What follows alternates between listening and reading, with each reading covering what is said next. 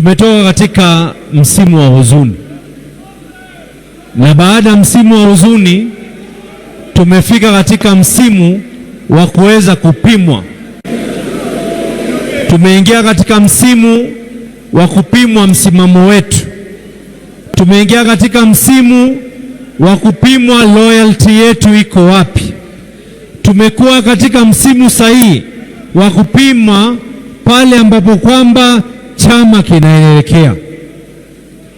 Mimi nawaomba wale vijana walioko hapa, kama kuna kitu ambacho kwamba tulifunzwa, ODM is not one individual.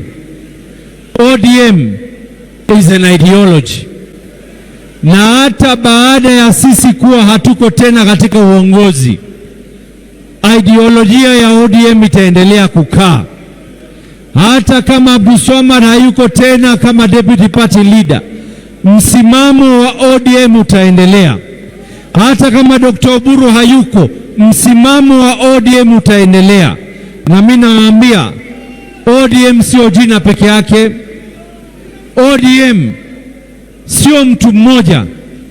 ODM ni msimamo, na sisi tunaambia kitu kimoja. Hiki chama kilizaliwa katika shida. Hiki chama kilizaliwa kwa watu kuweza kujitolea. Na kama tuliweza kuzaliwa katika shida, hatuwezi kufa katika starehe. Sijui kama mnanisikia. Kama tuliweza kuzaliwa katika shida, hatuwezi kama chama kuweza kufa katika starehe. Hii chama, mimi nataka kuambia kama vijana wa chama, lazima tuweze kujifunza sayansi ya siasa. Kuna wakati wa kuingia katika vita na kuna wakati wa kuongea.